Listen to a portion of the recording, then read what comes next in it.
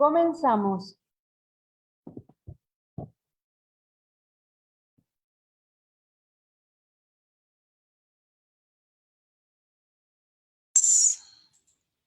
Buenas tardes a todos y todas. Agradecemos por la presencia y vamos a realizar hoy el Laboratorio de Políticas Públicas con el tema de la conformación de los directorios de la Seguridad Social. Este es un espacio en el cual invitamos a académicos, funcionarios, personas que han trabajado y que tienen experiencia en los temas específicos para discutir sobre temas de relevancia en el acontecer nacional e internacional. Y como había mencionado, en este caso vamos a hablar de la conformación de los directorios de la Seguridad Social y vamos a ver las experiencias de Ecuador y de Uruguay. Nos acompaña Ariel Ferrari, quien es exdirector del Banco de Previsión Social de Uruguay, en representación de los trabajadores, y actualmente es asesor de la representación del director por los jubilados en el Banco de Previsión Social. Por el lado de Ecuador nos acompaña Cristian Pino, quien es especialista en reforma del Estado. Trabajó en la Secretaría de Planificación y Desarrollo en los temas de empresas públicas y reforma del Estado del Ecuador y es abogado. La modalidad de este laboratorio va a tener una presentación inicial de 15 minutos. Después vamos a dar paso a unas preguntas iniciales y finalmente vamos a abrir el espacio a preguntas del público. Un tema que es relevante para este laboratorio tiene que ver con el hecho de en qué medida el tripartismo, que es algo que se practica en la conformación de los directorios, ayuda o dificulta la posibilidad de realizar reformas estructurales en beneficio de los sistemas de seguridad social. Esa sería como la pregunta inicial y sobre la cual vamos a dar paso a los participantes. Primero le vamos a dar paso a Ariel y después a Cristian. Muchas gracias.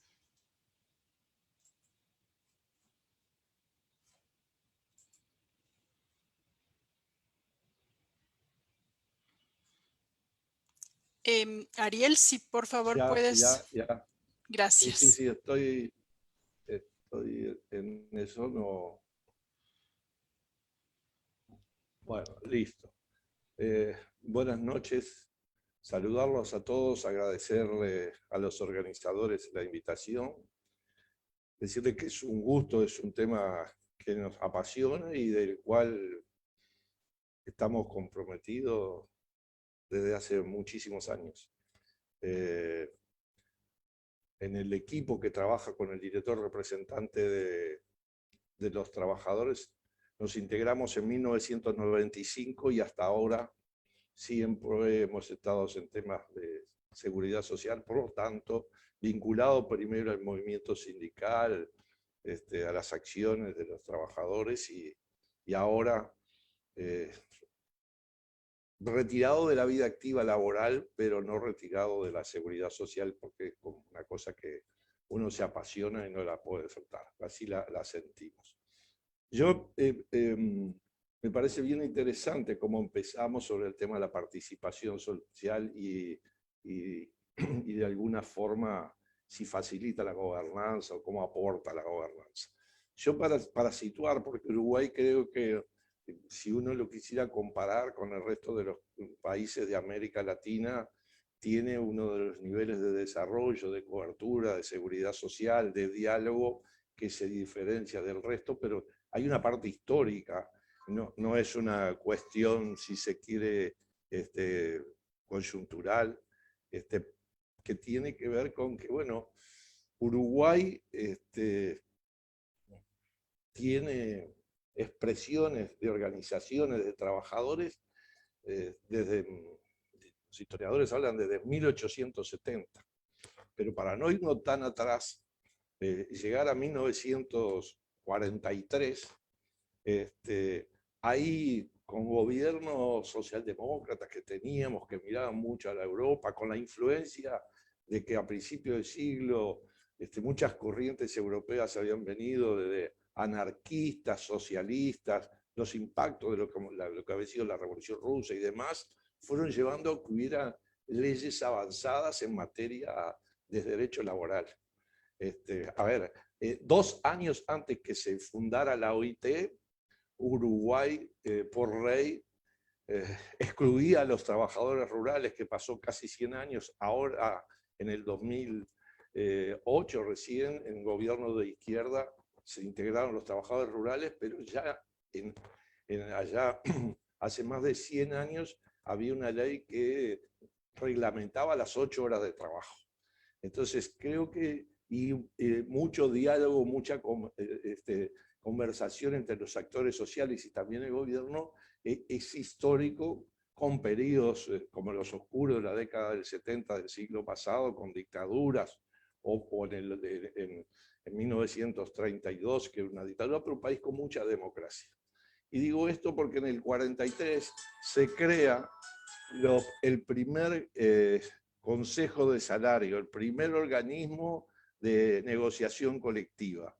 Y desde allá hasta acá, salvo periodos, algunas décadas de dictadura y en democracia también, en la época, bueno, de desarrollo neoliberal, que se suspendieron, pero son organismos tripartitos, donde trabajadores con su organización representativa, los empresarios y el gobierno negocian no solo el salario, sino también las condiciones de trabajo. Y ahí la importancia que lo que acuerden esos consejos de salario al ser por ley es carácter obligatorio para todos. Entonces, esa experiencia acumulada llevó que en 1967, Uruguay, un país que además tiene una historia de distintas instituciones, y en la medida que bueno, esos trabajadores se organizaban o estaban más cerca de los órganos decisorios, también fueron creando distintos derechos en materia de protección social. Y de vuelta, tenemos que ir al 1896, que fue la primera vez, un 28 de mayo de 1896, que se aprobó el derecho de jubilación, el derecho de pensión, digamos, a los trabajadores de la educación. Un sector de trabajadores de la educación consigue, esa es la primera ley que la historia nos relata de derechos en materia de seguridad social. Por tanto, viene desde muy lejos. Y con el Consejo de Salario del 43, pegado a ellos, también en ese mismo año, se crean los derechos de asignaciones familiares para los hijos de la actividad privada. Y ahí es la primera experiencia tripartita. En los consejos de asignaciones familiares, que no solo le daba una partida por cada niño que estaba en edad de escolaridad, sino que además, ante la carencia del sistema de salud, se le atendían los primeros años de vida a esos niños por parte del Instituto de Seguridad Social. Pero se fueron creando distintas cajas, distintas instituciones. La reforma de 1967 hizo, y ahí nació lo que se llama banco, pero no es un banco, a nosotros nos gusta decirle más instituto, pero se creó por mandato constitucional el Banco de Previsión Social. Y dice que debe estar integrado por 4 directores. La gestión, la administración del instituto tiene que tener 4 directores políticos y 3 directores sociales. Y que el gobierno de ese instituto será por ese colectivo de 7 miembros que resolverán por mayoría cada una de... Entonces, la participación es de gestión, es de un involucramiento muy fuerte. Tuvimos desde el 67, en el 73 vino la dictadura, hasta el 85, pero pasó unos cuantos años más de democracia también, con reclamos, con movilizaciones, con discusiones de parte de los trabajadores y de las organizaciones de jubilados para que se cumpliera con la Constitución, que se empieza a cumplir en 1992. Y es un 7 de octubre del 92 que por primera vez el directorio del Banco de Previsión Social se integra como lo mandaba la Constitución. Trabajadores, jubilados, empresarios y 4 políticos. Entonces, creo que esa vasta experiencia que lleva 29 años, que ahora este año, el 28 de noviembre, el último domingo de noviembre, hay elecciones. Después de las elecciones nacionales, es la elección más grande que hay en el país. Uruguay, una población de poco más de 3.200.000 habitantes. La elección esa, son 3 elecciones, cada cual va a votar en su orden, pero esa elección moviliza a 1.700.000 personas que están habilitadas para votar. Hay unos 650.000 jubilados y pensionistas, unos 900.000 trabajadores y unos 200.000 empresarios. Cada cual por su lado va a elegir a sus representantes. Ha habido disputa en el Uruguay, un hecho histórico también, desde 1964, que algunas se disolvieron y otras resolvieron confluir en una sola convención. Hay una sola central en el Uruguay con, bueno,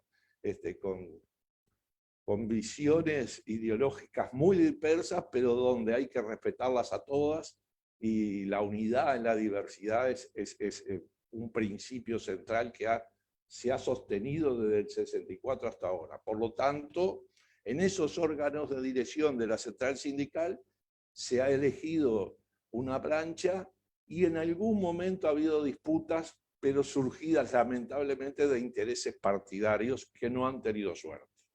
Y las 4 veces que hubo elecciones, las 4 veces ganó el candidato del PIT-CNT. Exactamente lo mismo pasa en los jubilados. Hubieron muchas organizaciones de jubilados y fundamentalmente a partir de una reforma constitucional en el 89, acá hay posibilidades con las firmas del 25% de los habilitados para votar, plantear una reforma de la Constitución, y bueno, y ahí los jubilados resolvieron que cada vez que tenía que haber ajuste en las jubilaciones, aumento en las jubilaciones, había que ver desde la vez anterior cuánto aumentó el salario. Y eso ató la suerte de los trabajadores de hoy con los trabajadores de ayer. Porque para los jubilados y pensionistas es muy importante saber lo que consiguen los trabajadores, porque ese es el aumento que van a recibir. Y eso también lo llevó la Unión y se creó la Organización Nacional de Jubilados y Pensionistas del Uruguay, que también, igual que en el sector de los trabajadores, disputó. Pero siempre también ganó la organización representativa, y creo que eso es como antecedente, como situarnos, es bien importante, porque esa historia que está llena de acciones, de movilizaciones, de definiciones en torno a cómo debe participar el director social. Pasa lo mismo en trabajadores que en los jubilados y pensionistas, y son aliadas las dos organizaciones. Tiene que ver mucho más en lo que nos pedía Katiuska, que habláramos sobre la participación social, si facilita la gobernanza. Y creo que lo primero es que es un director que es representativo de las organizaciones sociales, que además ha definido desde el primer día que no trabaja en forma corporativa. No es un delegado de los jubilados o no es un delegado de los trabajadores.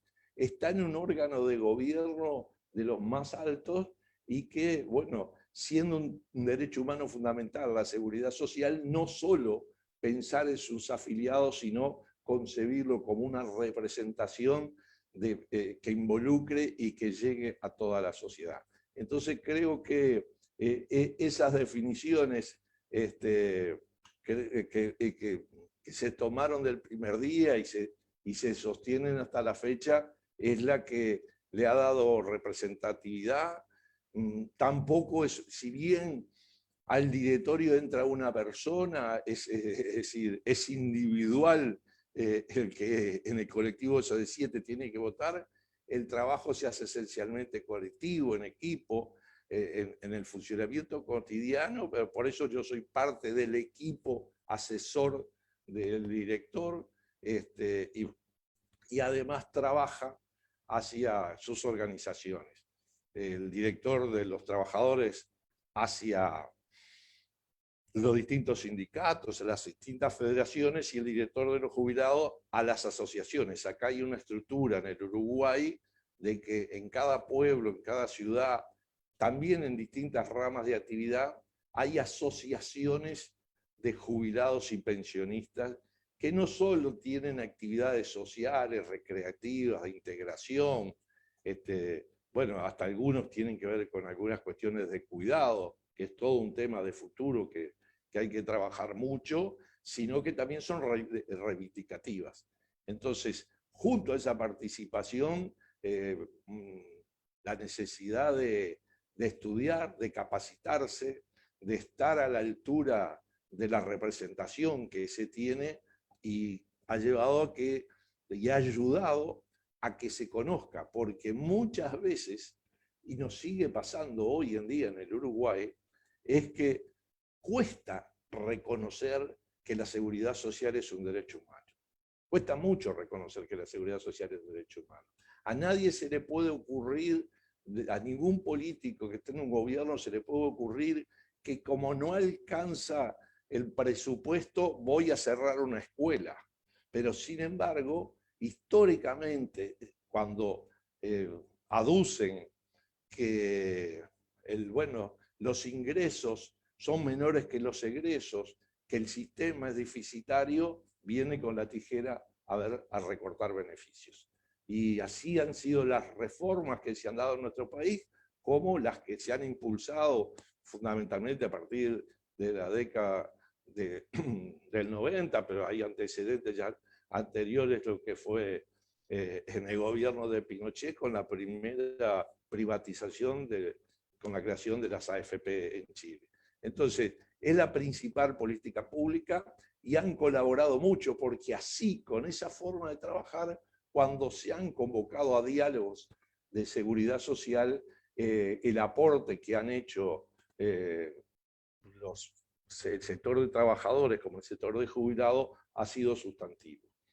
Los trabajadores, durante años de investigación, de ese contacto con la sociedad, de conocer la realidad, lograron construir y aprobaron en el 2003 una propuesta alternativa que se sumó después la organización de jubilados y acompañó esa propuesta, y más de 40 leyes o decretos en los 15 años de gobierno de izquierda fueron aprobados, flexibilizando el derecho jubilatorio, reconociéndole a la mujer por cada hijo nacido vivo un año de trabajo, reconociendo, bueno, la unión concubinaria, el derecho a la pensión si son parejas del mismo sexo y el que fallece es integrante de esa pareja, tener derecho a la pensión de viudez, flexibilización de derechos de seguro de paro. Algunas de esas prestaciones que fueron las que ayudaron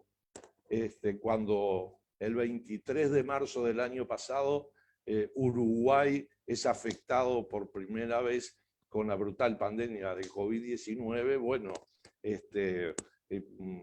lo que era la posibilidad del seguro de paro frente a la detección de la actividad, las partidas de asignación familiar, el Sistema Nacional Integrado de Salud. Y eso fue en el marco de un diálogo que hubo entre el 2008 y el 2016 entre los actores sociales, también los empresarios participaron muy activamente, y los partidos políticos. Hoy en día debe terminar una comisión de expertos, son 15 integrantes.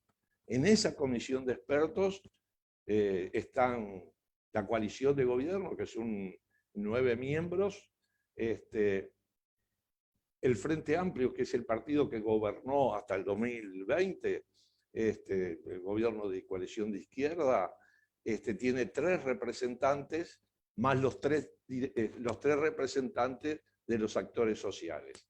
Entonces, esa comisión de expertos analizó en forma colectiva la coyuntura, la necesidad de reforma, terminaron en 2 informes, uno en mayoría de la coalición de gobierno y otro marcando las diferencias. Bueno, hace poco, Katiuska, nos podrá decir, sé que hubo una actividad también aquí por Zoom donde estuvo un compañero muy querido, Hugo Bay, economista, que es el que representa a la central sindical en la comisión de expertos, y por la organización de jubilados está el economista asesor que trabaja junto conmigo en la representación de los jubilados.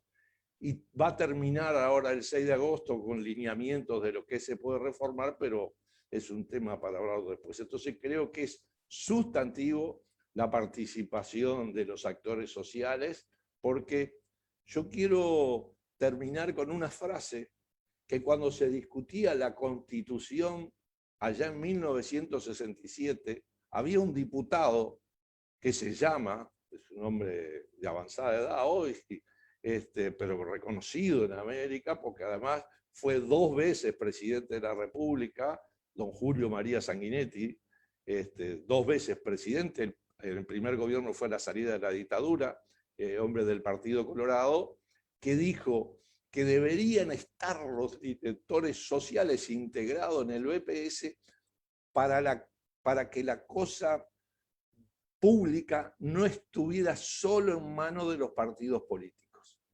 Y la seguridad social es de tal envergadura que tienen que estar también las organizaciones representativas.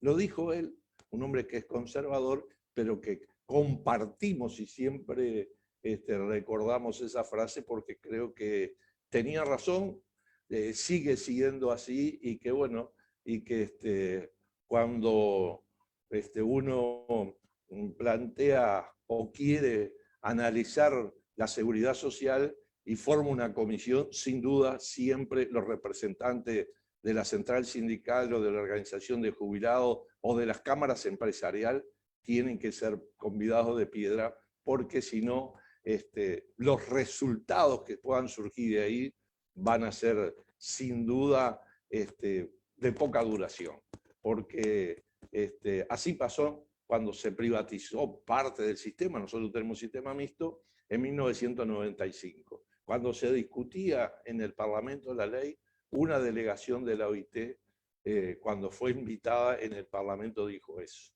que es muy difícil sostener y mantener en el tiempo una reforma si no busca los más amplios consensos, no solo de los partidos, sino de las organizaciones sociales, reivindicando el tripartismo, aunque nosotros en el Uruguay podemos decir tenemos cuatripartismo porque están también los jubilados y pensionistas, ¿no? Entonces, bueno, espero haber respondido y haberme alargado mucho, pero valía para contextualizar en por qué a Uruguay le pasan estas cosas, porque viene desde muy lejos también esos temas, ¿no? Gracias por ahora. Muchas gracias, Ariel. Damos la palabra a Cristian Pino, por favor.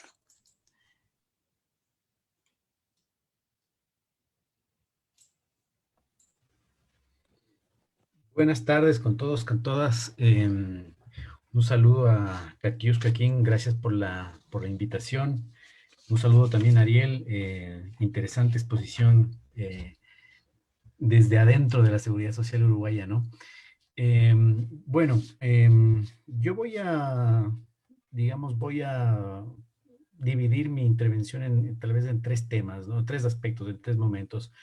El primer momento quisiera hacer un análisis de contexto, de generalidades de la seguridad social en nuestro ordenamiento jurídico y sobre todo nuestra Constitución, para después pasar a la conformación, a la organización del órgano de dirección, del consejo directivo del IES, y terminar, con 4 elementos o aspectos críticos que podemos apreciar en su conformación, en su organización, y que hoy por hoy están, siendo ampliamente discutidos entre nosotros, ¿no? En relación con el contexto general, bueno, señalar que la Constitución del 2008 establece claramente esto que Ariel decía, en el sentido de que la seguridad social es justamente un derecho, ¿no? Y con esto la Constitución del 2008 rompe con, digamos, esta visión anterior que entiende que la seguridad social es una suerte como de derivación o proyección del derecho al trabajo. Este concepto de la seguridad social como un derecho está establecido en distintas disposiciones de la Constitución, en el artículo 3.1, en el artículo 32, en el artículo 34, en el artículo 66, y además se establece como un derecho de carácter irrenunciable y que es un deber primordial del Estado. Este derecho además se extiende no solamente a los trabajadores formales, a los trabajadores que están en dependencia o subordinación, sino que también se extiende al trabajador autónomo, al trabajador, digamos, autosostenible o autosustentable del campo. También se extiende al trabajo de cuidado, a la economía del cuidado, al trabajo no remunerado del hogar, ¿no? A la economía del cuidado. Y evidentemente también a personas que se encuentran en situación de desempleo. Este derecho, de acuerdo con nuestra Constitución, se rige por principios que son, digamos, comunes en el ordenamiento, en el derecho comparado, ¿no? La obligatoriedad, la solidaridad, la universalidad, la equidad, la eficiencia, la subsidiariedad, la transparencia y, lo que decía Ariel, la participación. Y cito estos principios porque eh, el sistema constitucional ecuatoriano es un sistema de derechos y justicia, un sistema constitucional de derechos y justicia, en el que las normas de la Constitución tienen directa aplicación y por lo tanto estos principios van a informar o deberían informar la organización misma de las instituciones, y en el caso de la seguridad social, esto en el último tiempo ha tenido una importancia importante, ¿no? Es decir, ha, la Corte Constitucional ha intervenido en la organización del Consejo Directivo justamente a través del análisis de estos principios constitucionales, ¿no? La seguridad social forma parte del sistema de inclusión y equidad, el Sistema Nacional de Inclusión y Equidad Social, que digamos responde un poco al sistema o al diseño de la Constitución, ¿no? La Constitución en un primer apartado establece un conjunto de derechos y obligaciones y deberes del Estado, y por otro lado establece una serie de sistemas que son este conjunto de principios, de normas, de leyes, de instituciones que de alguna manera permiten el ejercicio de los derechos. La seguridad social es un subsistema dentro de este sistema de este Sistema Nacional de Inclusión Social. Y este sistema de la seguridad social está, digamos, administrado, gerenciado por este instituto, que es el Instituto Ecuatoriano de Seguridad Social, que es un instituto autónomo, que de acuerdo con la Constitución tiene que estar regulado en la ley evidentemente la ley de seguridad social, y es un sistema de carácter público y universal. El Instituto Ecuatoriano de Seguridad Social tiene que cumplir con o garantizar a los ecuatorianos las prestaciones en los casos de ocurrir las contingencias, digamos, universalmente reconocidas en materia de seguridad social. Me refiero a la enfermedad, a la vejez, a los accidentes del trabajo, a la incapacidad, a los riesgos del trabajo, a la cesantía y al desempleo, ¿no? Y digamos, en este contexto, en este sistema de seguridad social, el instituto, digamos, se ha conformado con distintos órganos de gobierno y dirección, órganos especializados en distintos temas, en los temas relativos a las prestaciones que tiene que brindar, órganos de reclamación administrativa donde los ciudadanos pueden presentar o formular reclamaciones respecto de sus prestaciones, órganos técnicos que auxilian a los órganos directivos y órganos de control interno, ¿no? Y en los órganos de gobierno están, evidentemente, el consejo directivo, el director general y las direcciones desconcentradas. Este consejo directivo es un cuerpo colegiado que está integrado de manera tripartita, como lo señala la ley, y de manera paritaria, es decir, un miembro por cada uno de este tripartismo que existe, ¿no? Un representante del gobierno central, designado por el presidente de la República, un representante de los trabajadores y un representante de los empleadores.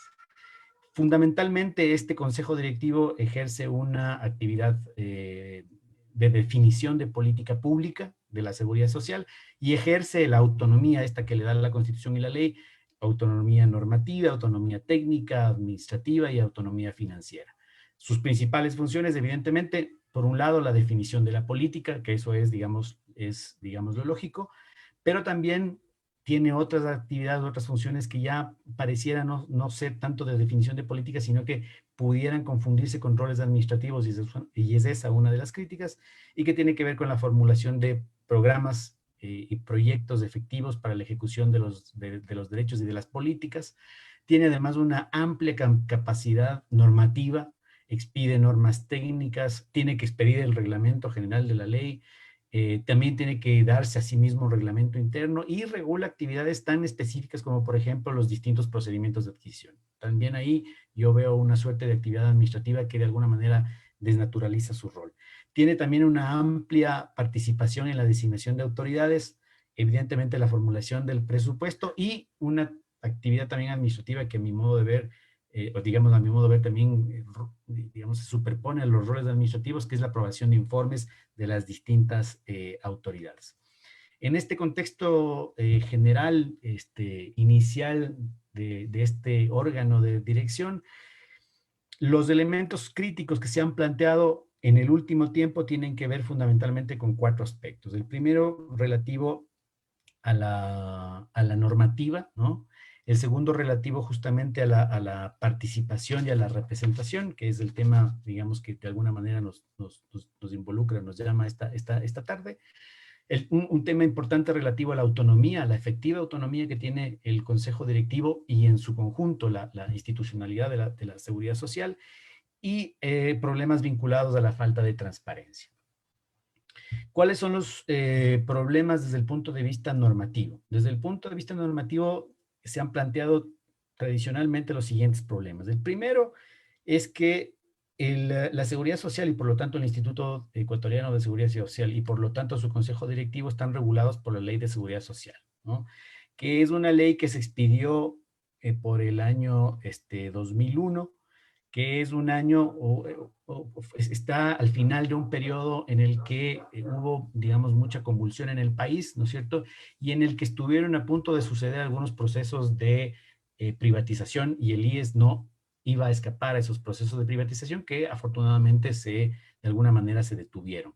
Pero la ley reflejó de alguna manera este espíritu privatizador y contiene algunas normas que posteriormente fueron declaradas inconstitucionales por el entonces Tribunal de Garantías Constitucionales, lo que ha generado, digamos, una suerte de marco normativo que tiene muchos vacíos, que tiene muchas contradicciones, y este vacío normativo ha sido tratado de llenar, o sea, se ha tratado de llenar a través del ejercicio de la facultad reguladora normativa que tiene el Consejo Directivo, y en algunos casos ello ha implicado que exista, digamos, una profunda cantidad o una multiplicidad, una dispersión normativa muy amplia, pero también mucha contradicción entre las normas que están emitidas y que regulan, digamos, el sistema. Entonces, este es un primer problema, el problema de la deficiencia normativa. Esta deficiencia normativa también se expresa en el hecho de que la Ley de Seguridad Social del 2001 y que ha tenido algunas reformas, es además anterior a la actual Constitución del 2008 y por lo tanto entonces también tiene ahí unos serios problemas de adaptación al nuevo marco constitucional. También hay ausencia, a pesar de que hay mucha normativa dispersa, también hay normas específicas que no han sido dictadas todavía, como por ejemplo el reglamento de la ley, y eso evidentemente genera un problema en cuanto a la gobernanza del sistema, al desenvolvimiento de los órganos del sistema. Entonces, este es, digamos, el primer problema, el problema de carácter normativo. El segundo problema, que es el problema relativo a la participación y a la representación, tiene que ver con la composición ya del directorio, ¿no? Como les había señalado, el directorio es tripartito y paritario, un representante del gobierno, un representante de los empleadores y un representante de los trabajadores, pero la ley la ley vigente actual tiene un problema, y es que esa representación, de acuerdo con el artículo 28, creo que es de la Ley de Seguridad Social, la representación de trabajadores y empleadores le corresponde a una serie de entidades que están taxativamente señaladas en la ley. En el caso de los empleadores, las confederaciones de las cámaras de la agricultura, de industrias, de la construcción y de comercio, ¿no?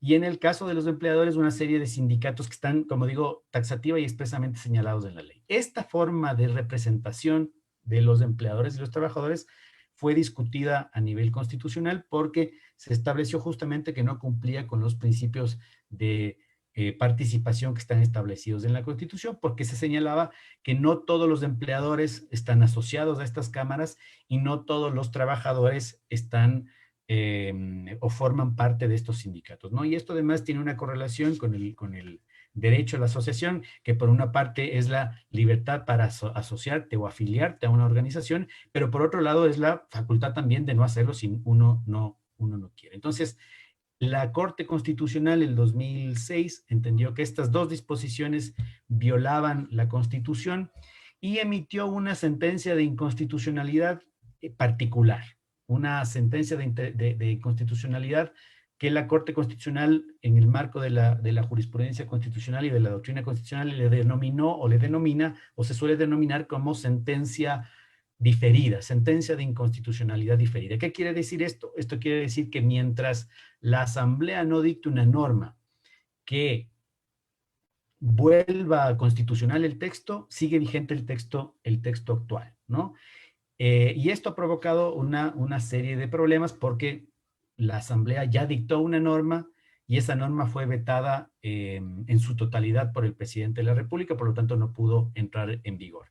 ¿Y cuál es el problema que presenta esta disposición? Es que, por ejemplo, el representante de los trabajadores no ha podido ser designado porque se estaba esperando que la Asamblea emita el nuevo texto legal que solucione este problema. El problema del veto total es que, de acuerdo con la Constitución y de acuerdo con la ley de la función legislativa, una vez que el presidente veta totalmente una ley, esta ley no puede volver a tratarse sino después de un año. Por lo que eventualmente podríamos tener esta misma conformación para el próximo periodo, porque en este periodo, nuevo periodo presidencial, deberían escogerse nuevas autoridades. Entonces, el problema de representación tiene que ver con la forma como se escogen los delegados de la los delegados de los empleadores y de los trabajadores y la ausencia de ciertos, puntualmente del delegado de los trabajadores que no se ha elegido.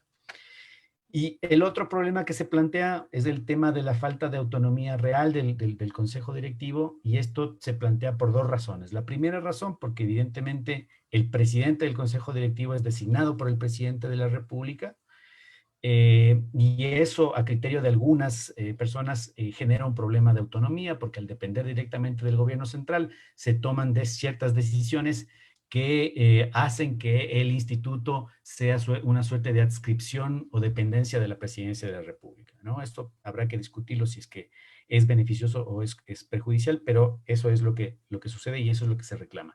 En esta ley que la Asamblea le planteó al presidente, perdón, al país para resolver la inconstitucionalidad, como una forma de resolver este tema de autonomía, se planteó la posibilidad de una presidencia alternativa entre los distintos estamentos, entre el gobierno, entre los trabajadores y los empleadores, pero como fue vetada totalmente, entonces esta disposición no entró en rigor y por lo tanto entonces hoy día sigue siendo la presidencia radicada exclusivamente en el presidente de la República. Y el segundo problema que tiene que ver con la autonomía es esta cuestión que yo les mencionaba al principio y que tiene que ver con que no parece haber una división o una distinción clara entre las atribuciones que tiene el Consejo Directivo y las atribuciones que tiene el director general del instituto, porque el Consejo Directivo tiene muchas atribuciones que pareciera que son no de política o de definición de grandes marcos de política pública, sino más bien administrativas, como la aprobación de informes, la designación de autoridades,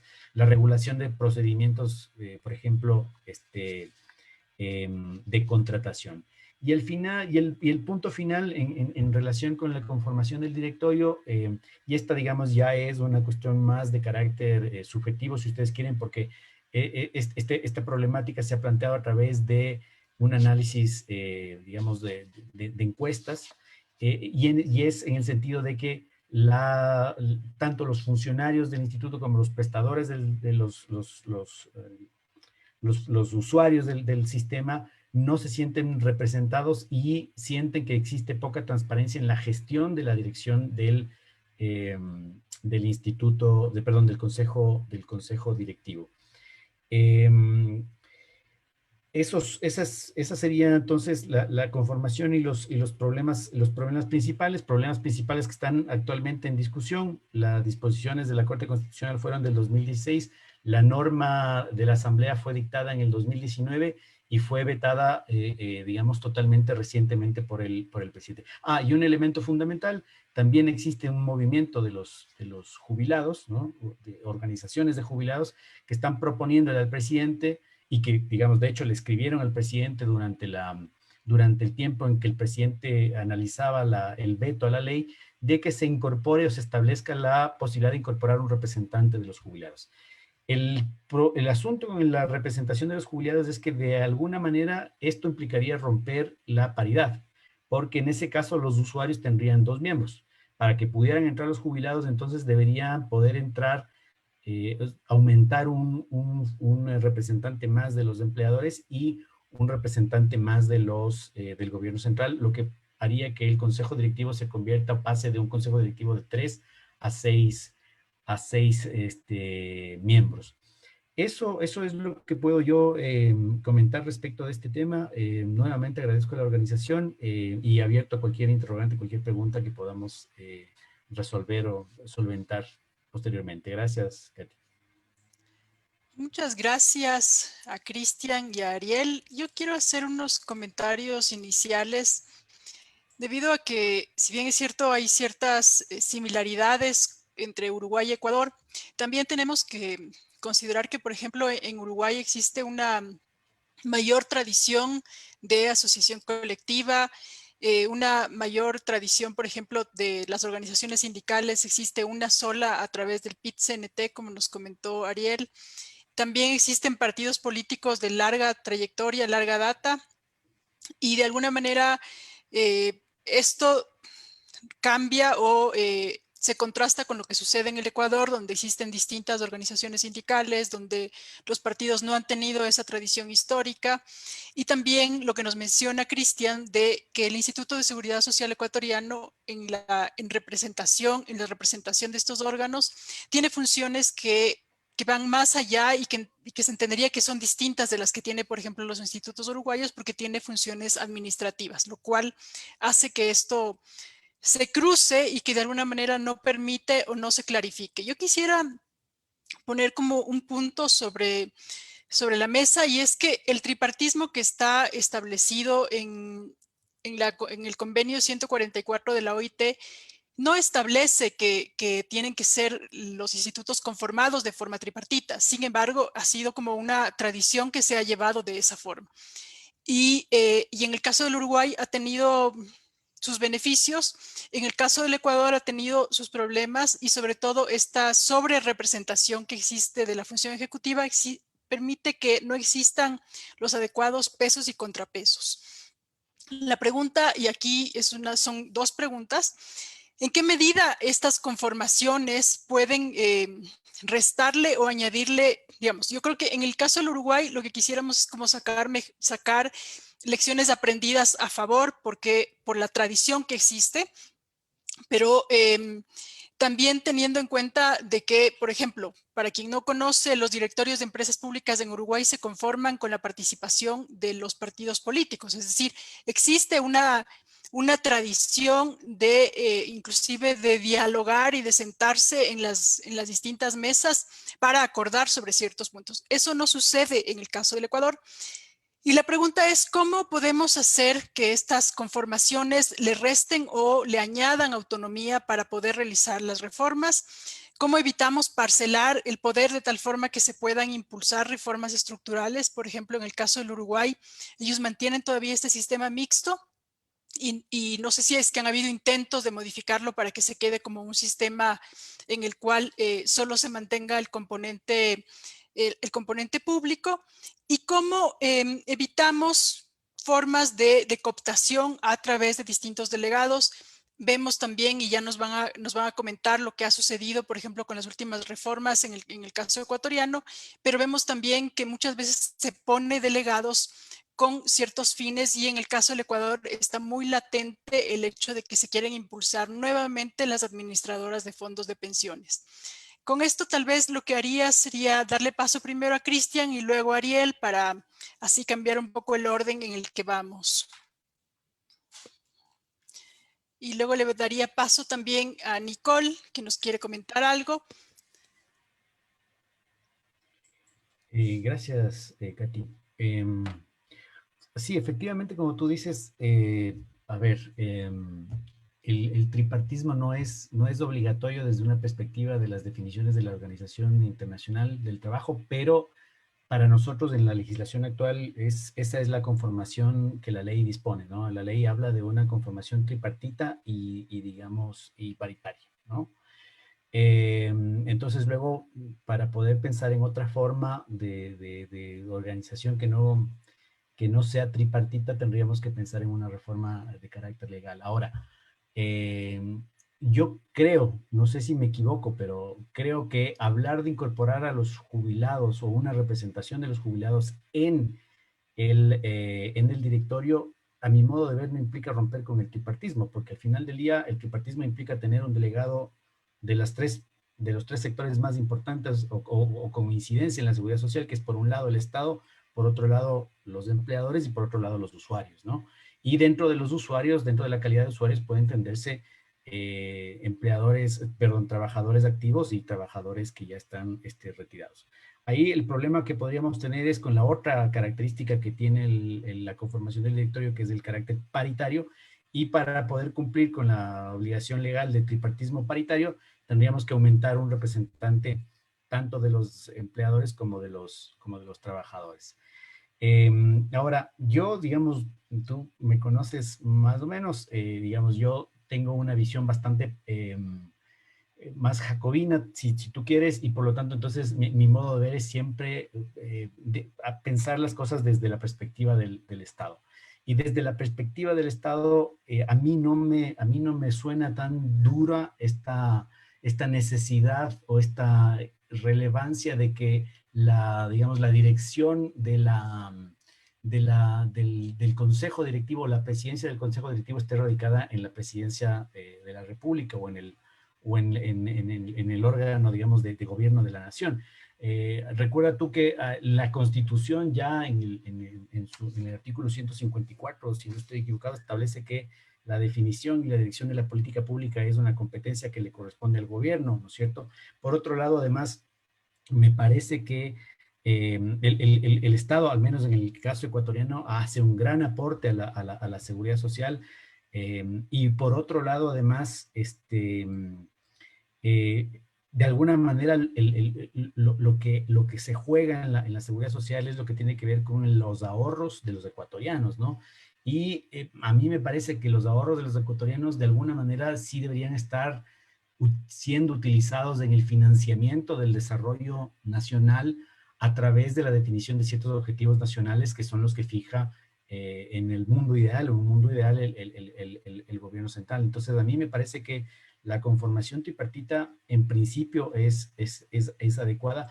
A mí lo que me preocupa es la actual forma como está compuesta la definición o la designación de trabajadores y empleadores, que es a lo que yo me refería, porque en función de esta objeción total del presidente, a mi modo de ver, no nos queda sino esperar, o sea, y como no lo podemos discutir durante un año más, lo que corresponde ahora va a ser seguir el procedimiento vigente. Y eso quiere decir que los representantes de los empleadores y de los trabajadores van a ser los representantes, van a ser elegidos entre los representantes de estas cámaras y de estas organizaciones sindicales que no necesariamente representan a la globalidad o a la totalidad de los empleadores y de los trabajadores.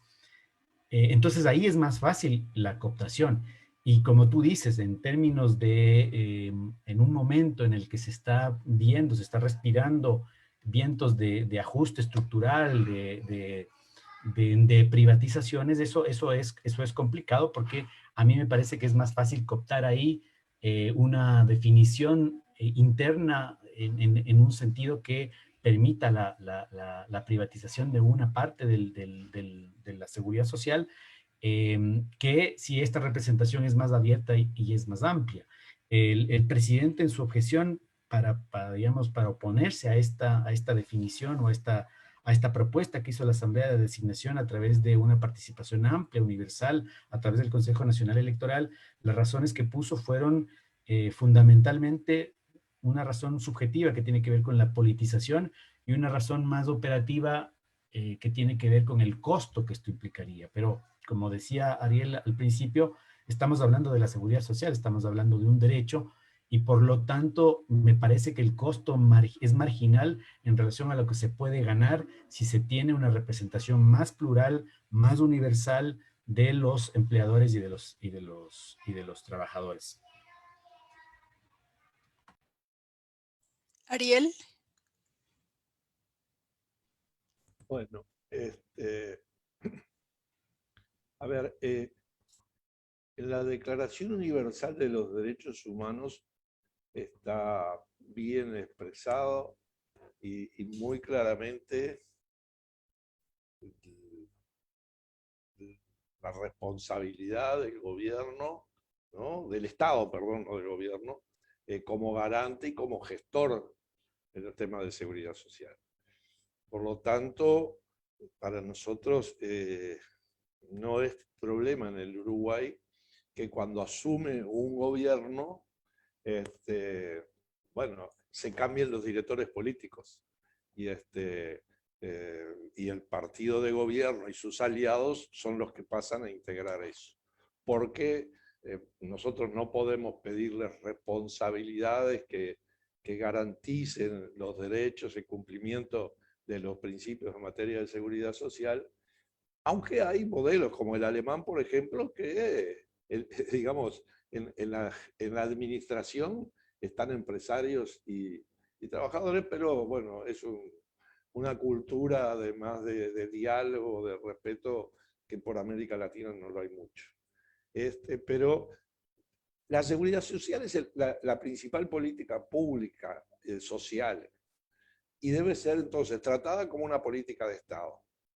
Así desde el primer día, los actores sociales tratamos de desarrollar esa política, ¿no? Desde el 92 lo tratamos de hacer. Es decir, primero, no encerrarnos en la actuación adentro del instituto, que la burocracia del Estado lleva mucho y nos puede encerrar mirando expedientes, analizando situaciones y demás, sino es imprescindible llevar el tema de la seguridad social a todo el país, a la gente en cada lugar, es decir, rendir cuenta, de alguna forma, rendir cuenta de lo que se hace, que nuestros mandantes, que no son solo lo que pretendemos, yo lo decía hoy, representar a los afiliados al sindicato. La afiliación en el Uruguay es alta, tanto en los sectores de jubilados y pensionistas, como en el sector de los trabajadores activos en la central del PICNT, en relación al resto del mundo. Uruguay tiene casi el 20 y pico % de trabajadores afiliados a la central sindical, pero bueno, son minorías si se ve en el conjunto de cotizantes a la seguridad social. Hay 1.300.000 cotizantes a la seguridad social y el PICNT tiene cerca de 350.000 por ahí. Entonces creemos que, bueno, el tema de la comunicación, del diálogo, crear ámbitos y foros de discusión y la actuación además debe ser sobre la base de principios y sobre la base de programas acordados.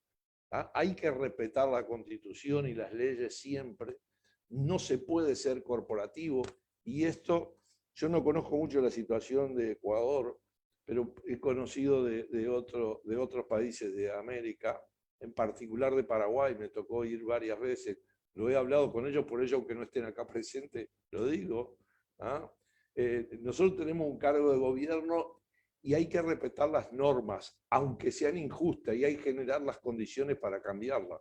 Pero no podemos tener una visión corporativa de que como es un trabajador, yo igual le voto o yo igual le damos tal o cual beneficio que no corresponde.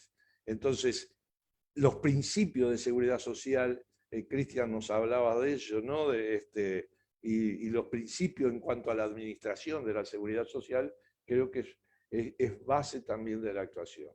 Hay que tener autonomía, uno responde a su organización madre, pero tiene la autonomía, hay que actuar sobre la base de la confianza, y creo que en la gestión, una de las cosas que colabora mucho en lo que tiene que ver con con haber de alguna forma quedado saldado una idea que tenían muchos políticos allá por el 92, bueno, esto estarán 3, 4 años y después esto pasará.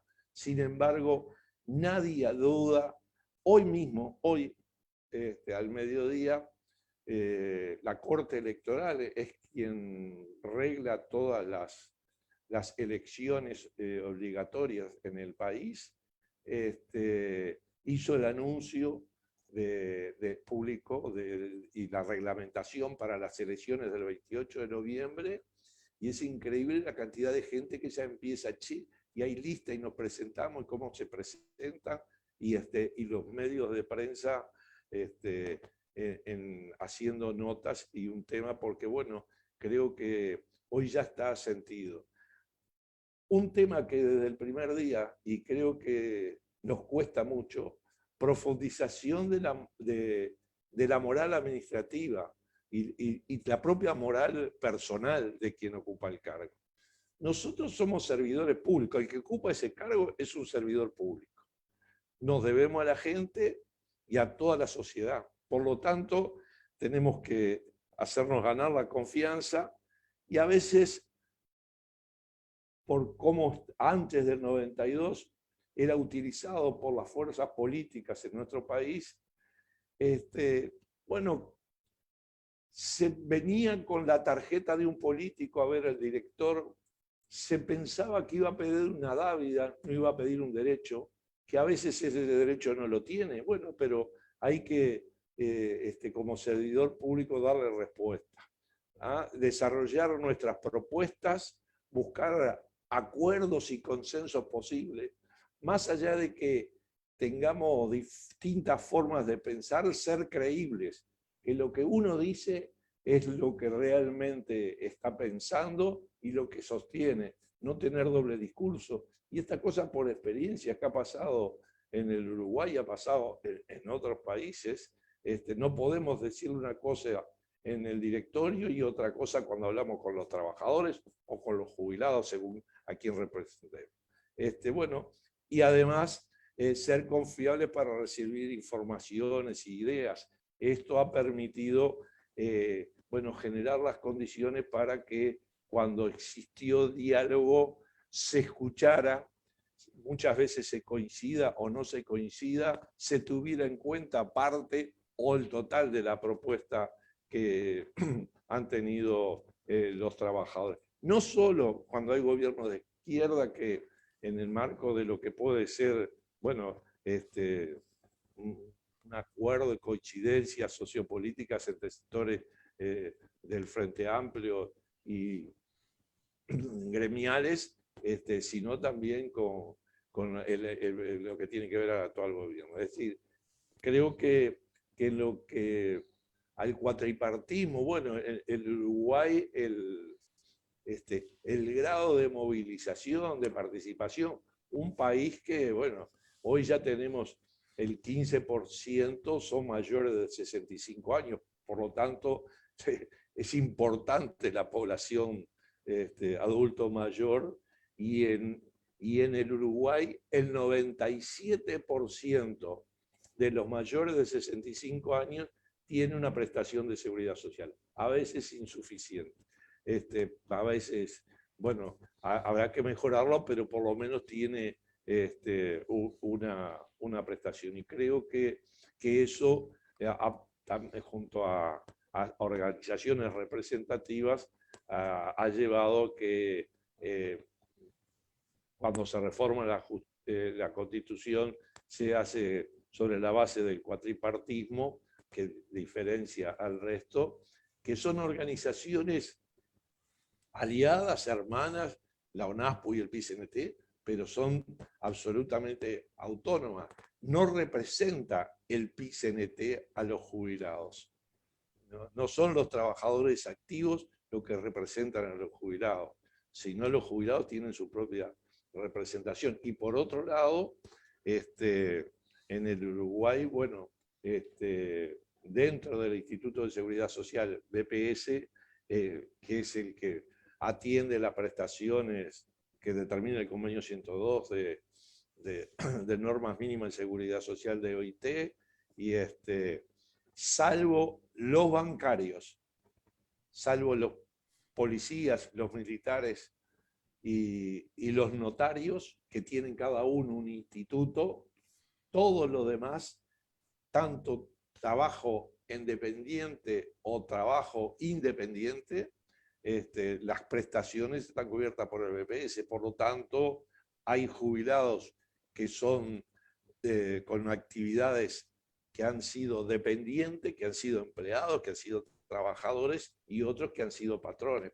Por lo tanto, ahí también la diferencia entre la agremiación sindical y la otra. Solo una cosa, Ariel, sí. solo, sí, muchas gracias. Solo antes de pasar a esta pregunta, quería pasar a la pregunta de Nicole Abad, antes de pasar a la pregunta que está en el chat. Nicole, por favor. Hola, sí, muy buenas noches. En un primer lugar, gracias Ariel, gracias Cristian, y realmente resolvieron un montón de mis dudas en cuanto a esto de la seguridad social y lo del veto y todo aquello. Agradecido en un primer momento. En un segundo momento, me quedó una pequeña duda en cuanto por ejemplo, que nos hablaban de la paridad en cuanto a la conformación del directorio, ¿no? De cómo tendría que reformarse todo el sistema una vez que ya se involucren los factores, por ejemplo, de los jubilados. Pero, por ejemplo, una institución similar y de mi poco conocimiento, que deriva justamente del IES, es el BIES, del Banco del IES. Y ese sí cuenta, por ejemplo, con un directorio que tiene un director de los jubilados, ¿no? Que establece todas esas políticas, ya sean en esta manera económica, porque eso es el BIES, hacia los jubilados. ¿Cómo podemos hacer una comparativa de por qué la directiva en el BIES funciona integrando a los jubilados, que yo creo que sí es una parte, por no decir de las más esenciales en cuanto a la seguridad social, y por qué el IES netamente, solo como seguridad social, no se ha enfocado en eso o no puede lograr ese tipo de cuestiones tan fácilmente? Esa era mi pregunta, ¿cómo establecer esa comparativa dentro de dos instituciones que terminan siendo similares y que igual podrían llegar a una mejor o una representación más inclusiva teniendo en cuenta a los jubilados? Muchas gracias. Gracias, Nicole. Y simplemente para quienes nos están escuchando desde el Facebook, hay dos preguntas adicionales también. Una, ¿cómo se debería alentar a los jóvenes para que estén interesados sobre sus representantes en las instituciones que manejan los servicios de seguridad social? Esa es la pregunta de Yamel Cedeño. Entonces, con estas dos preguntas, les dejo, no sé si quieres empezar, Cristian, o Ariel, como prefieran. La de Ecuador no me corresponde a mí, sobre los institutos. Si Cristian está de acuerdo, contesto la que tenemos acá en el chat sobre los jóvenes, porque, bueno, contarle la experiencia nuestra no quiere decir que sea de acuerdo. Bueno, Cristian apagó su cámara, por lo tanto me deja a mí. A ver, primero, el sistema tiene que ser atractivo. Porque a nadie le gusta aportar, por algo se llaman impuestos o tributos, como les llamamos, porque se impusieron, porque si fuera voluntario no existiría, más allá de los niveles de ingreso.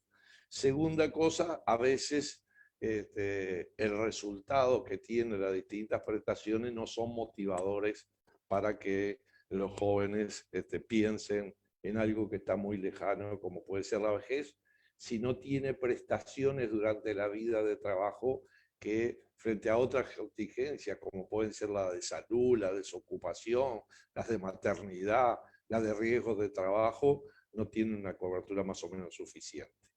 Entonces creo que además, eso que yo decía, el rol que debe tener el director en cuanto a salir a hablar con la gente, tiene que ver con la comunicación, con la educación. Nosotros en Uruguay hemos integrado en la escuela pública, en el primer nivel, ya como una especie de materia más, bueno, los conocimientos en seguridad social. Entonces, ya desde la niñez, bueno, preguntas de dónde naciste, si naciste en la maternidad por la seguridad social, o si averiguas si tus padres cobran asignaciones familiares por ti, cosas de estas prácticas simples han permitido empezar que las futuras generaciones de trabajadoras y trabajadores sepan de sus derechos, pero también sepan de sus obligaciones. Entonces, es arduo, costoso, y además se ha promovido en los gobiernos anteriores de la izquierda que en lo que tiene que ver con materia de negociación colectiva se incluyan temas que hacen a género y protección social. Las dos cosas, no solo discutir las condiciones de trabajo, sino lo que tiene que ver el cuidado de los niños, subvenciones de asignaciones,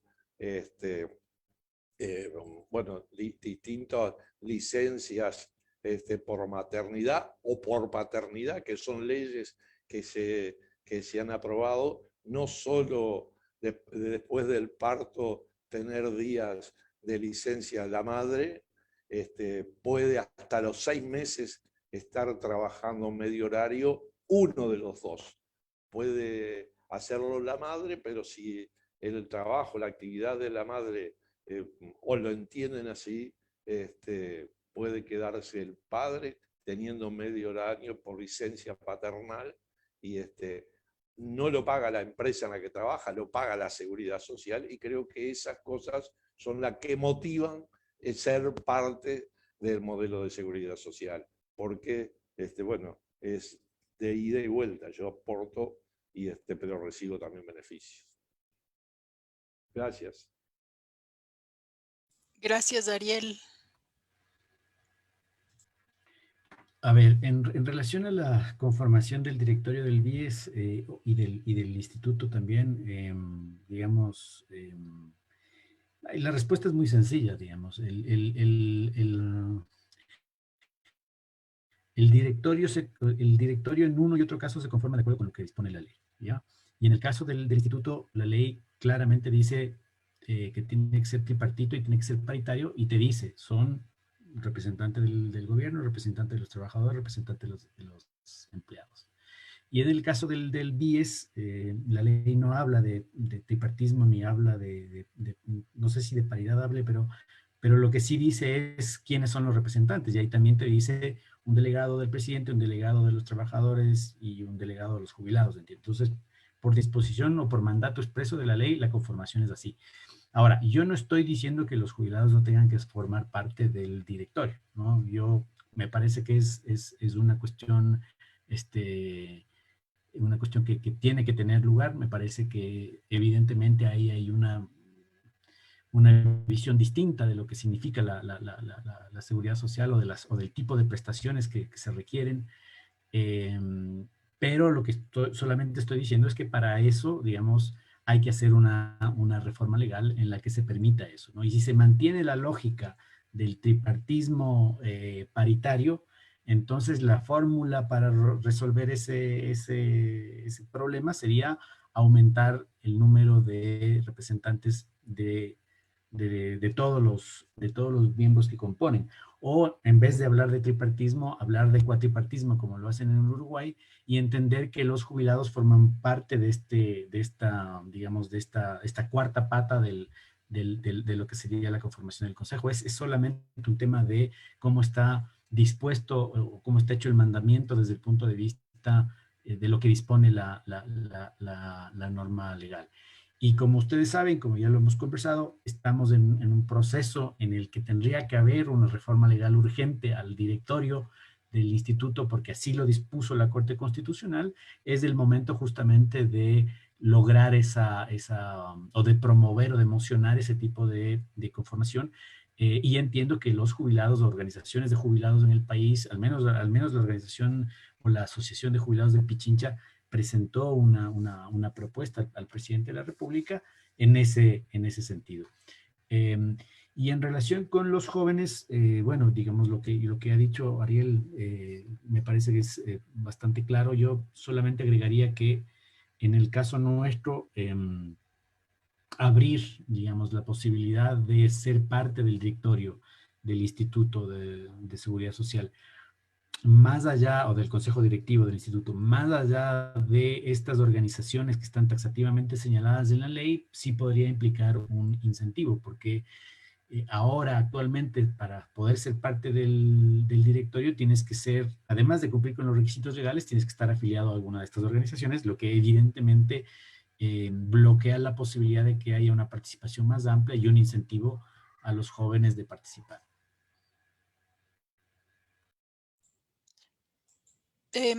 Simplemente para clarificar, ¿podría, digamos, además del cuatripartismo, haber una participación de los jóvenes en sí, en los directorios?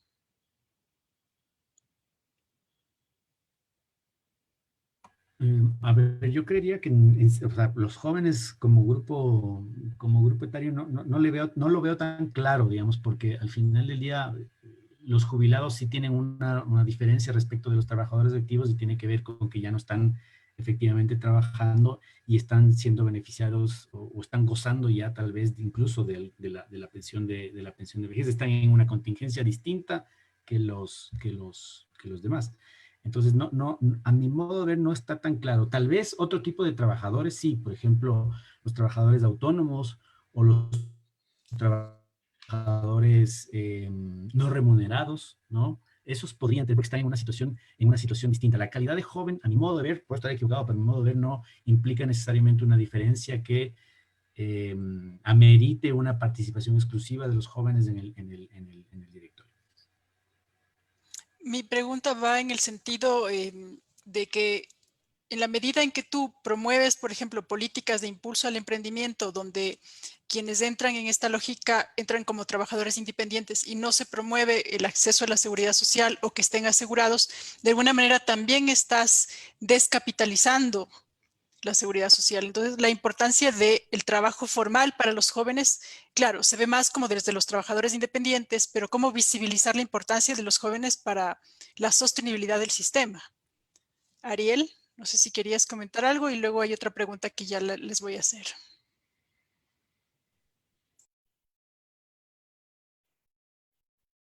Ariel, se te apagó la cámara. De vuelta, la experiencia uruguaya. Yo creo que no es necesario por rango etario poder hacer la representatividad, ¿no? Sino que, bueno, al dejar, por eso yo le ponía énfasis al no ser corporativos, representar a todos, tener un diálogo abierto. Pero además, en el Uruguay existen, y ahí sí tienen participación los jóvenes, el Instituto de la Juventud, que es un instituto vinculado al Ministerio de Desarrollo Social, donde desde ahí se trazan políticas y se construyen propuestas para, bueno, darle más derechos, más inclusión, normativas que también desde la seguridad social se ha impulsado para motivar o obligatoriedad de contratación o de ingreso al Estado de un número que tenga que ver con los jóvenes, como así también tener en cuenta a las minorías, ya sea étnica, ya sea de género. Creo que esas políticas son bien importantes, ayudan a la inclusión sin necesidad de que solo en el directorio estén presentes para poder resolverlo. Cristian.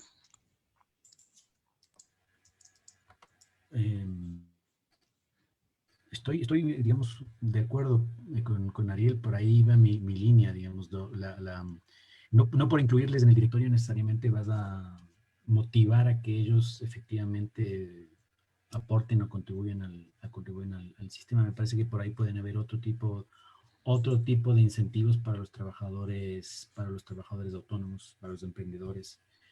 Además que por otro lado, trabajador autónomo y emprendedor no necesariamente es sinónimo de juventud, ¿no? Sí. Gracias, gracias, Cristian y Ariel. Bueno, hay otra pregunta para Cristian sobre la conformación. Dice que para la conformación deben conocerse los regímenes de la seguridad social, las etapas de seguridad social desde la cotización, sus tipos hasta la jubilación, sus beneficios y hasta la propia muerte y todos los servicios para revisar la pertinencia de los roles en la conformación de los miembros del directorio. Esa sería la pregunta. No sé si Cristian, le he preguntado para quién es y me dice Xiomara que es para Cristian.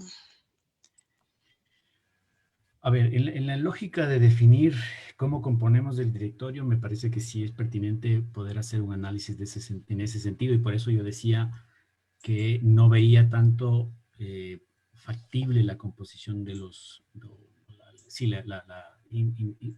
incluir a los jóvenes por el mero hecho de ser jóvenes en el directorio. Estos criterios me parece que son bastante más acertados, y por eso yo decía, podría haber una representación de los trabajadores autónomos que están sometidos a otro régimen, o los trabajadores que ejercen actividades de autosostenimiento, ¿no?, en el campo, que tienen incluso un seguro específico, que es el seguro campesino, o el caso del trabajo no remunerado. Estoy más bien de acuerdo con esa línea. Ahora, el problema que para mí se genera ahí en ese caso es que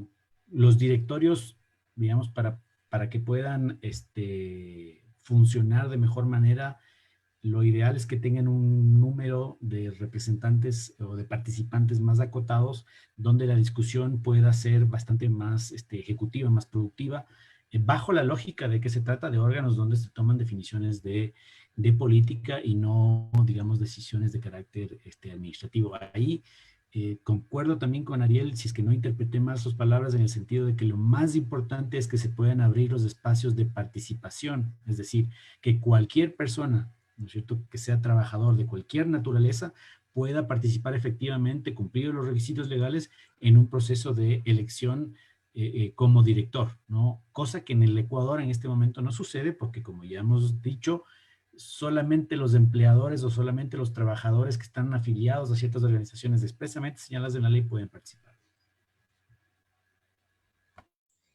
Gracias, Cristian y Ariel. Bueno, quisiera no sé si tienen como comentarios para cerrar. Tal vez me quedó pendiente a mí, Ariel, el tema de los intentos que, si se han planteado o no, el tema de un cuestionamiento a las administradoras de fondos de pensiones en Uruguay.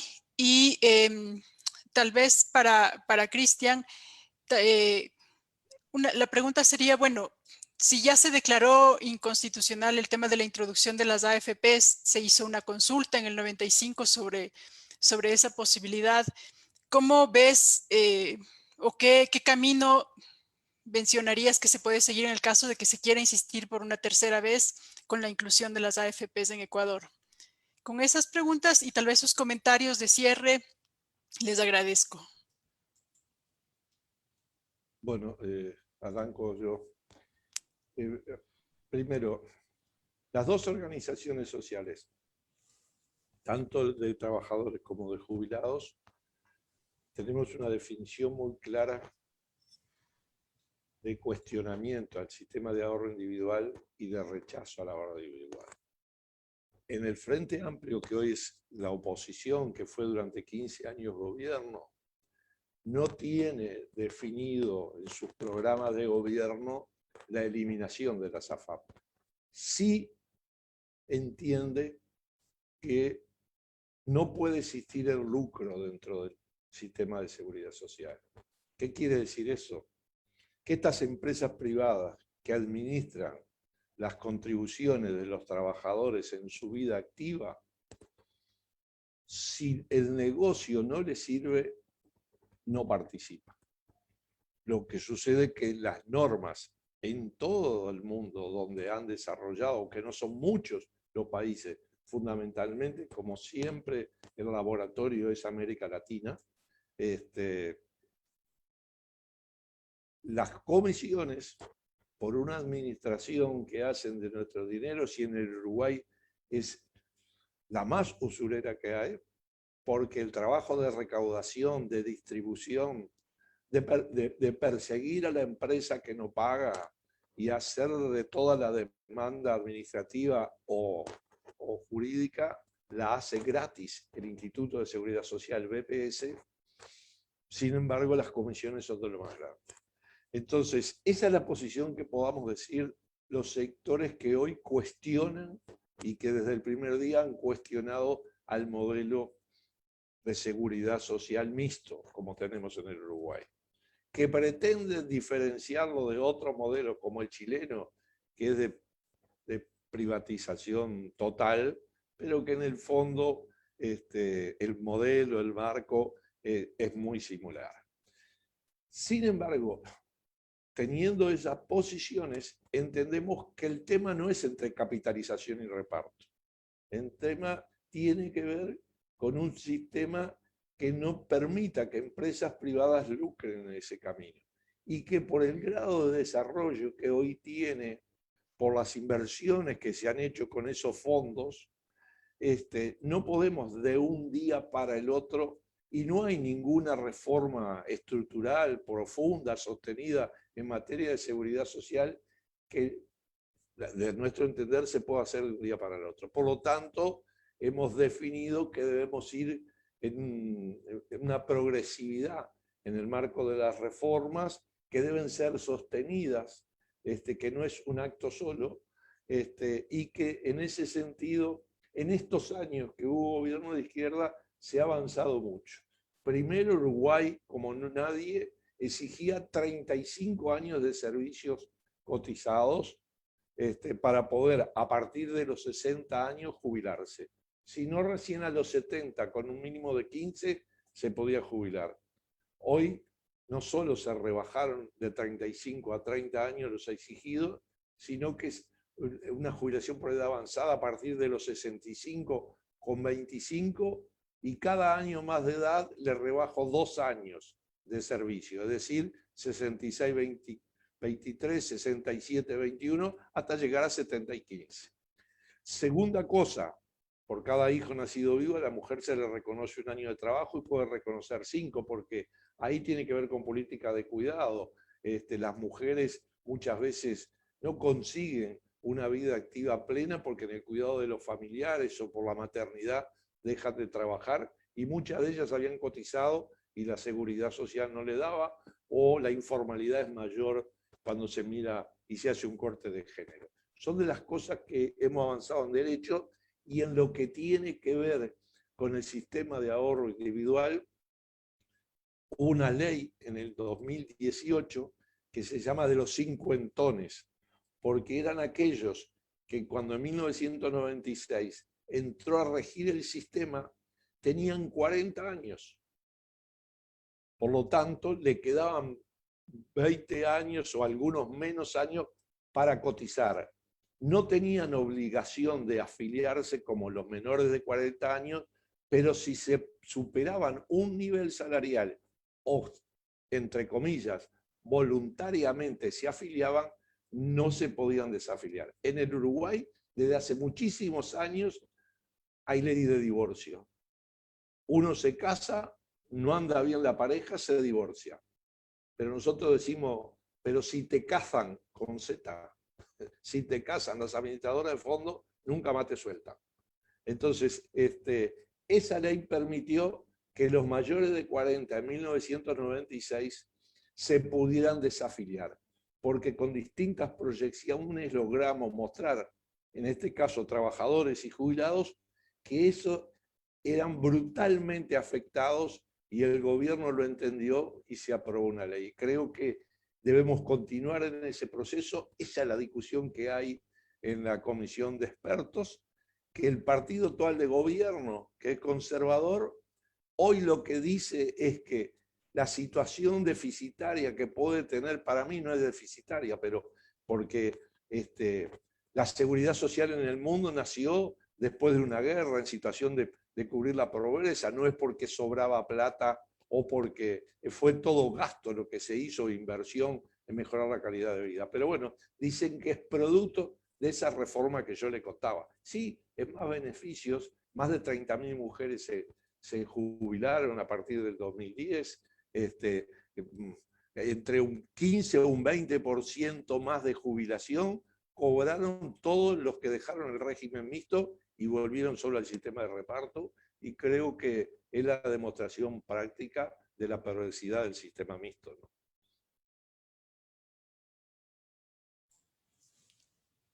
Cristian. Ya. Gracias. A ver, la pregunta sobre la eventual privatización, si nos referimos al texto constitucional estrictamente, yo te diría que es imposible, poco probable o no podría darse, porque claramente la Constitución establece que el sistema de seguridad social es público y no puede, digamos, privatizarse, ¿no? Sin embargo, digamos, hay algunas señales que son preocupantes que se están dando en el último tiempo, desde hace unos 3 o 4 años. En otras materias, por ejemplo, en materia qué sé yo, de arbitraje internacional, a normas constitucionales claras, se piden interpretaciones de la Corte, o se pretende plantear o pasar cuestiones por fuera de la Constitución o haciendo interpretaciones expansivas de lo que dice la Constitución. Entonces, sí me preocupa y de hecho, como te decía al principio, me preocupa un poco también esta suerte de limbo en el que se encuentra la conformación del directorio, el hecho de que no exista todavía la designación del representante de los trabajadores es preocupante. Ahí habría que ver cuál es la decisión que se toma, porque como ya digo, el veto total del presidente de la República deja en un limbo, en una espera de al menos un año, eh, la conformación, cómo será la conformación definitiva del directorio, y habrá que ver cómo interpretan esto en el sentido de si se puede o no se puede elegir al representante de los trabajadores, que no se ha elegido desde que fuera destituido por la Contraloría hace un par de años. Entonces, en estricto rigor, en estricto apego a la Constitución, no sería posible, pero últimamente la Constitución no ha sido, digamos, un referente, y las autoridades que toman estas decisiones o que interpretan la Constitución, que interpretan las leyes, tampoco lo han hecho, digamos, con toda la honestidad intelectual que deberían tener en cuanto son guardianes de la Constitución, ¿no?